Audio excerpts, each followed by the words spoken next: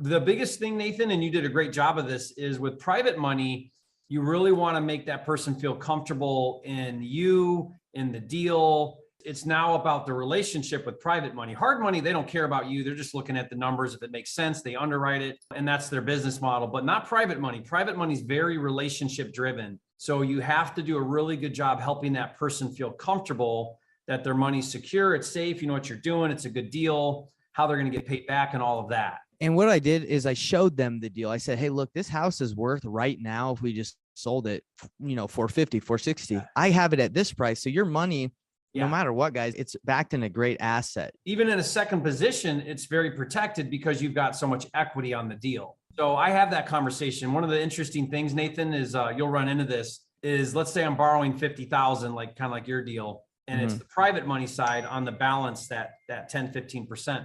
They'll say, well, I don't really like being in a second position. And I'll say, no problem. If you want to be in the first position, then you put up the 300,000 and you can have first position. And they'll say, well, I don't have 300,000. I said, well, that's why.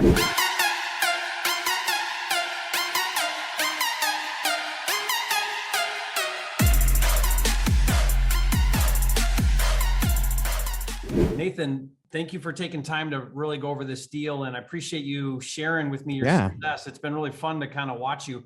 I've known you now for a while. When did you first come through Fast Track now? I think it was 2019, November. Yeah, a couple years. But you and Corey came through the program. You guys are doing amazing wholesaling every month. What I love about you guys is you're virtual. You're in Utah. You do some deals there in Utah, but then you also do marketing to pretty much everywhere and anywhere. So you guys are taking down deals like all over the country. It's kind of exciting. That's a bit of a challenging model at times because you're going into markets, you have no clue. So you got to figure things out quickly and find cash buyers that way. But you guys have gotten pretty good at it. And one thing that, as we've been going through some coaching and some ongoing stuff together, me with you, is talking about this idea of moving away from just doing assignments and opening up to some other options, all still within flipping, but looking at now how to take down deals with some creative. When I say take down, like close on the deal, that opens up a lot of doors, right? And maybe some fix and flip. And then what we're going to be talking about today is wholetailing and what's unique and special about that. So what's this journey been like, Nathan? How are you feeling right now in your business, looking at deals a little differently and saying, well, rather than just be a one-trick pony and do an assignment, maybe we can do some other things. What's that been like for you? For us, when we first started, it was kind of scary to take stuff down because we weren't as confident that we could get rid of deals, right? And we didn't want to tie up our money and be in a position where it's like, what happens if I buy this house and we can't sell it? We don't want to be in trouble. But anyway, through experience in this for a while, we've taken the scary factor out of it by understanding and being able to analyze deals correctly.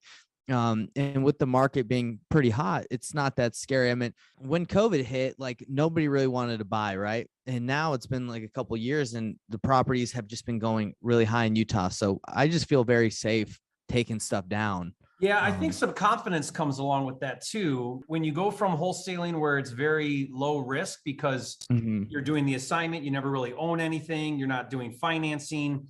And then you move into that world of now taking title and borrowing money to take down that property, fear of now there's more on the line to lose because whenever you own real estate, you increase your risk. But that just comes with progression. You have to be able to push yourself out of some of those comfort zones. And that's one of them. One of the things I talk to you a lot about is to really move up the ladder in your progression as a flipper. Raising capital has to become a big priority in your business. You just can't do bigger deals unless you get comfortable with financing and learning how the financing works, learning where to find it, how to raise not just asset-based lending like hard money, but also private money. And we're going to get to that in a minute because you've done both of those on this wholesale deal you did. Yeah, this is the first time I raised private money, but we can get to that. So what's fun is and what I want to encourage you listening right now is when a deal comes across the table, right? Or you're looking at a deal, you look at, okay, well, what are my numbers? And the first thing I like to do is say, okay, what are my exit options? If I get in this deal, what are my possible options to exit the deal?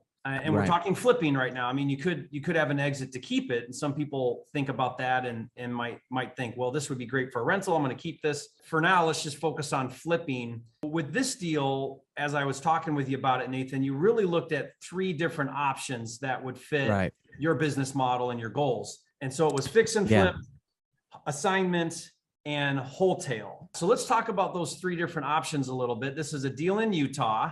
And one of the key factors was it was super clean, meaning it wasn't in really bad disrepair, which is nice when you get a clean one. I call it livable or clean. And this one was that way, right? It wasn't too bad. Yeah, it wasn't too bad. Obviously, it had the nasty paint, pink bathrooms. It was ugly. It was dated, right? You know, with the way the market is here, people are willing to buy those homes right now because of there's a shortage, right? So they're like, hey, I'll buy it and fix it up myself. So that's the mentality we have right now. And I've been talking quite a bit about this. When the market's super hot, the demand for housing goes way up.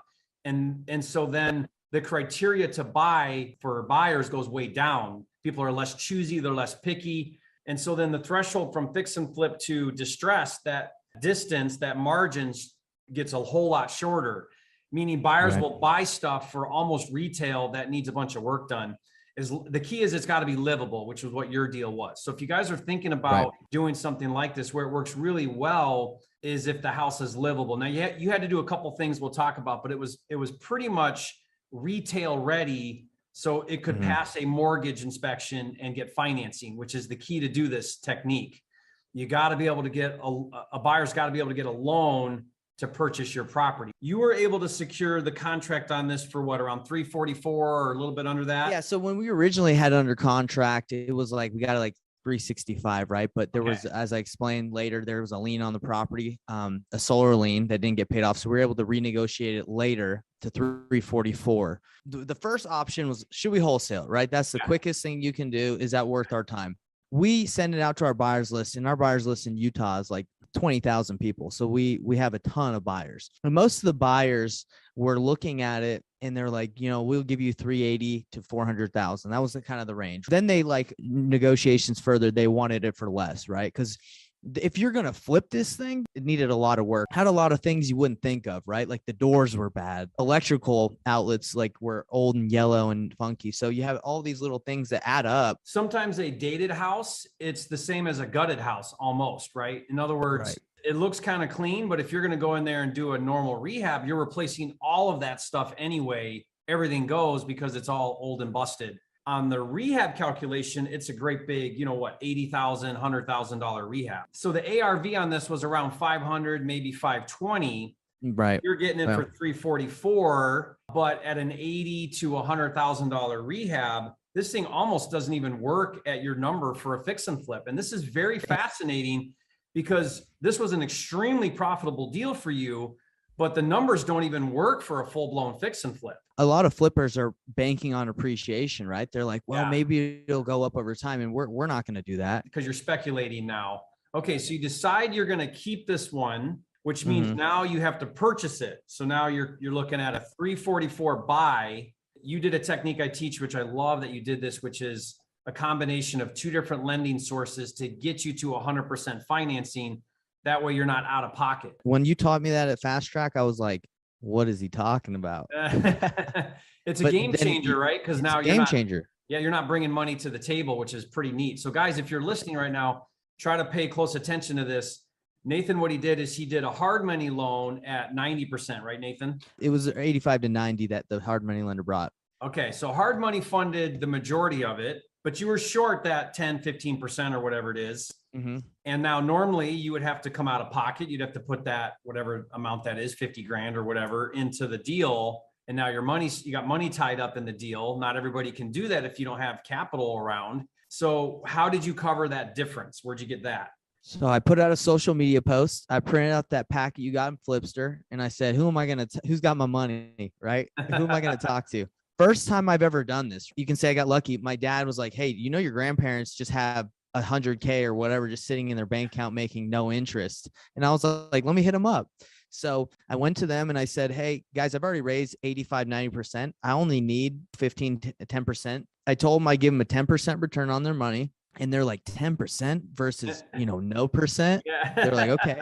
They were a little worried. They're like, how do we know our money's safe? They had a lot of questions, but your packet helped me answer all of them. Gave them 10% return. They were stoked when we closed on the deal like two and a half months later, and they got, $1,200, not doing anything. The biggest thing, Nathan, and you did a great job of this, is with private money, you really want to make that person feel comfortable in you, in the deal. It's now about the relationship with private money. Hard money, they don't care about you. They're just looking at the numbers. If it makes sense, they underwrite it, and that's their business model, but not private money. Private money is very relationship driven. So you have to do a really good job helping that person feel comfortable that their money's secure, it's safe, you know what you're doing, it's a good deal, how they're going to get paid back and all of that. And what I did is I showed them the deal. I said, hey, look, this house is worth right now, if we just sold it, 450, 460. Yeah. I have it at this price. So your money, no matter what, guys, it's backed in a great asset. Even in a second position, it's very protected because you've got so much equity on the deal. So I have that conversation. One of the interesting things, Nathan, is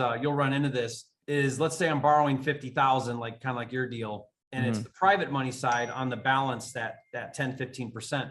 They'll say, well, I don't really like being in a second position. And I'll say, no problem. If you want to be in the first position, then you put up the 300,000 and you can have first position. And they'll say, well, I don't have 300,000. I said, well, that's why. It was really cool. Like, I have a good relationship with my title company here in Utah. And I was like, I don't know how to fill out this paperwork. So I told the lady we work with, Christina, I said, hey, I really don't know what to do. She said, don't worry, I'll get it all ready for you. Just tell me how much they're lending. Title is awesome. Yeah. So for me, I've been doing this for, almost 4 years now. First time getting private money, like almost 4 years into it. Nervous. Well, because this is my grandparents' money. I want to make sure they're taken care of. And it was very smooth, very easy. So awesome. Okay. So you got into the deal. You're 100% financed. Now you're on the clock, right? Because you borrowed money. So now the clock's ticking on interest. You got a couple things you need to do. So what'd you need to do to this property to get it ready to relist? First thing we did is I went in there and I said, look at all this junk. Look at all this stuff in here. So I had a guy that come and he bid me like $1,000 to trash it. And I was like, let me look at this stuff a little bit more. And I looked at it and I saw like a freezer, some grills, some sheds. And I said, you know what? This stuff probably has value. Let's throw this up. And so I took a weekend, I think it was Thanksgiving weekend, and I just threw it up on Facebook and KSL and Craigslist. And within like 3 days, I'd sold like half of the stuff. And I was like, wow, that was super easy. So I had one of my employees just take charge of it and start selling the stuff for me. And I gave him 50% of what he sold. Yeah. I said, hey, you can keep 50%. So he ended up selling it. We ended up making like $3,000 and on the stuff, which is great. I didn't have to do it anymore because my employee did it. The stuff we couldn't sell, I hired my employees and said, hey, I'll pay you like $300 to go in there and just get a U-Haul and trash it. Got the U-Haul. They trashed it. Took them like a couple hours. And I ended up making $2,500 after having to pay $500 to trash it out. Yeah, that's cool. I've never actually done it that way, which is a great idea. What I've done is I've gone to my contractors and I'll say to them, hey, if you just take everything out of there, even the stuff you don't want, you can have whatever you want. And then I basically just get them to do the trash out for free because they want a bed and they want a cabinet and they wanted this and that. For you, that's pennies, I sold like a blender for like $10 and I was like, is that really worth my time? Maybe I should waste my time on that. Okay. So you got your trash out done, made a little bit of money on that. And then you had to do a couple things to get this thing retail ready, list ready. So what were the couple things you had to do? Yeah. So after we trashed it out, we hired a cleaning lady, like $200 just to clean it. Yep. And then agents started bringing their buyers in and we went under contract. Our first one we went under contract was a cash offer at $490. And what'd you list it for? It was $450. Okay. So you listed it for $450 and someone offered $490? Yeah, they offered $490. So we're like, we have to do this. That's too good to be true. It's too good that we can't just give it a shot. So they said, give us a week. So then obviously $490 was way too good to be true. They tried to renegotiate it and we said, you guys are just messing around. You know what's happening? I'm having this happen a lot on my rehabs, my fix and flips. What happens is buyers are so worried about missing out that what they're doing is they're overbidding without even doing anything with an inspection. Then they buy themselves some time. They go in there, they think about it, they look at it, they inspect it, and then they want to come back and renegotiate. So they're using that high offer to lock it up and get rid of any other showings. But that's a common tactic right now buyers are doing.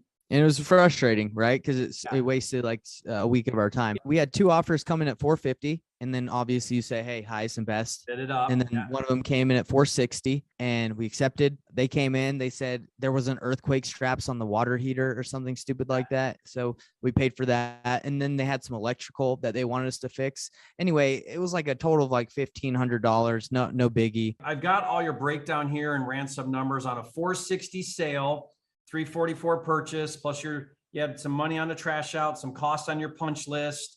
You had closing. Let's talk about how you did your commissions, because this is genius, guys.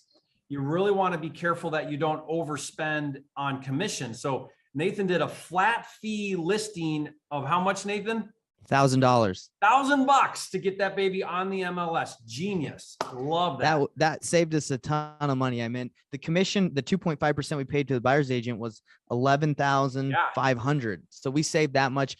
So let me tell you how we got that deal. One of our cash buyers that we're tight with, Nathan Worthen, shout out to Nate Worthen if he's watching. He's like, hey guys, I can just list any property you have for $1,000 to like maintain the relationship and help you out. So $1,000, you know, he did it. He did a great job. You still paid out about 15 in closing, between a couple $1,000, $2,500 in closing fees. Yep. So around 11, 12 or whatever in commissions. So about 15 in closing and commissions. Remember, you got carry now, carry financing. I'm running around 16, 17,000 total between your hard money and your private money. Because what were you into the deal for? Around what, 2 months or less? How long total? It was about 2 months. It was about 2 months, probably maybe 2.5. Yeah. So you got about 2 months of carry at hard money rates. And then your private money wasn't very much, but then you got to subtract that out. But even still at a 460, 344 purchase, trash, punch out, closing commissions, carry costs, brings your net at still 80, almost 84, just under $84,000 on a wholetail deal. I mean, that's nuts. Amazing. Yeah. Just so cool. And again, guys, I didn't really do anything to the property, right? Yeah. Like the reason why I got such a good deal, there was a problem. The seller had a problem. She inherited the property with a lien on the property. She couldn't get it off, and she couldn't sell to Open Door. They were like, hey, if we're going to buy this thing, you need to pay off the lien. She didn't have $47,000. So we were able to solve that problem by saying, hey, we'll take it. We'll leave the money in escrow on the lien and we'll fight it. And then eventually we got to take it off. You solve problems, you make bigger money. Most of our big deals are from solving a big problem. Wholesale deals of like 10, 15K, you know, there's not really a problem that they just want maybe speed but the big ones, there's usually like a tenant that doesn't want to get out and they're like, hey, look, just take it. And you're like, I'll take it, but I need it, better deal. Yeah. If you think about that problem solving with her, you were thinking out of the box a little bit. Why does a seller sell at a steep discount? It's always about that convenience, right? You're telling her we're cash. We'll make it easy for you, cover closing fees as is. We're not going to ding you on inspections and stuff. And a motivated seller, they'll sell at that discount mostly because of that convenience that you're offering them, that built in that unrealized equity that you were able to go get then. Yeah. So awesome deal, Nathan. Guys, leave a comment. Say, Nathan, you're a flipping genius. Super cool deal. Really proud of you, Nathan. So glad that you were able to think outside the box of just a traditional assignment and make, 3-4 times as much money doing that wholetail. Are you going to be looking at doing more of those like that? 100%. I got 2 going on right now that we're doing the exact same thing on. Not only was that your biggest deal, but you've got another $76,000 right now in the pipeline closing this month, or was it this month or next month? This month. Yeah, man. I mean, things are blowing up for us. Like last week, I'm just talking about the 86K deal, but we actually made like $110,000 last week. A lot of stuff is rolling in now, and it's wholesales, it's wholetails. It's coming from everywhere. It's really cool. Nathan, that's really exciting to see all that you've got going on. You're a flipping genius, and I'm super excited for you. Thank you for taking the time to break this deal down for us. Appreciate it, man.